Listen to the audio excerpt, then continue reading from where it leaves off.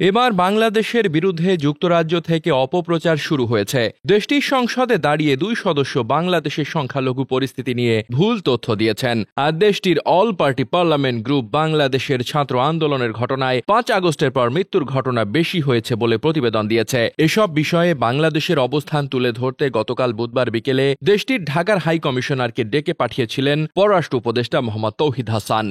British high commissioner Sarah কুকের সঙ্গে বৈঠক নিয়ে তিনি বলেন, ছোট 2টি ঘটনা ঘটেছে। গত সোমবার ব্রিটিশ সংসদে 2 সদস্য বক্তব্য দিয়েছেন বাংলাদেশের সংখ্যালঘু পরিস্থিতির ওপর। সে বক্তব্যে কিছু ভুল তথ্য রয়েছে, সেটি হাই কমিশনারকে জানিয়েছি। এছাড়া ব্রিটেন ভিত্তিক কয়েকটি সংগঠন কিছু তথ্য তুলে ধরেছে, যাতে প্রকৃত চিত্র প্রতিফলিত হয়নি।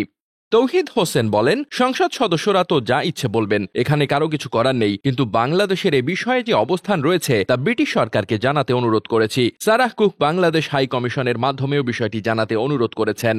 পররাষ্ট্র উপদেষ্টা বলেন, যুক্তরাজ্যের অল পার্টি পার্লামেন্ট গ্রুপের একটি বড় প্রতিবেদন এসেছে। এ বিবৃতি নিয়ে বাংলাদেশ দুঃখ পেয়েছে, কারণ সেখানেও দেখানোর চেষ্টা করা হয়েছে যে 5 আগস্টের পর বেশি মৃত্যু হয়েছে। বিষয়টি সম্পূর্ণ মিথ্যা। 5 আগস্টের আগে মৃত্যুর সংখ্যা বলা হয়েছে 280 জন এবং মোট সংখ্যা 1000-এর বেশি। 5 আগস্ট এবং তারও আগে অন্তত 1500 জন নিহত হয়েছেন। এটি হাই কমিশনারকে জানিয়েছি। এর মধ্যে 780 জনের তথ্যসহ তালিকা করা হয়েছে। বাকি অনেকের পরিচিতি এখনও নিশ্চিত করা যায়নি, তাদের লাশ পাওয়া গেছে।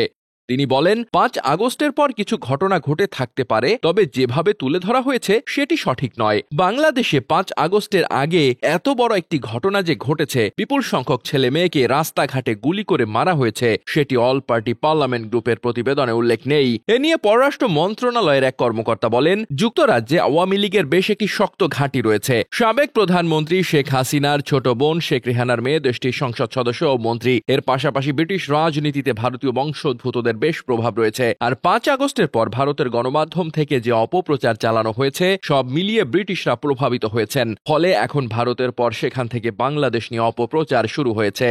ভারত নিয়ে প্রশ্ন করা হলে পররাষ্ট্র উপদেষ্টা বলেন, এটি খুব স্পষ্ট, বাংলাদেশ চায় ভালো সম্পর্ক, তবে সেটি পারস্পরিক হতে হবে। দুপক্ষ থেকেই সেটি চাইতে হবে, সে লক্ষ্যে কাজ করতে হবে। এ সময় ঢাকা দিল্লি পররাষ্ট্র সচিব পর্যায়ের বৈঠক নিয়ে জানতে চাইলে তিনি বলেন, বৈঠকটি একদিন এগিয়ে আসতে পারে, তা না হলে 10 ডিসেম্বর। এদিকে বৈঠক নিয়ে পররাষ্ট্র মন্ত্রণালয় সূত্র জানায়, আগামী সোমবার এ বৈঠকটি অনুষ্ঠিত হবে। এর আগে বৈঠকে যোগ দিতে ঢাকা আসছেন ভারতের পররাষ্ট্র সচিব বিক্রম মিস্ত্রি।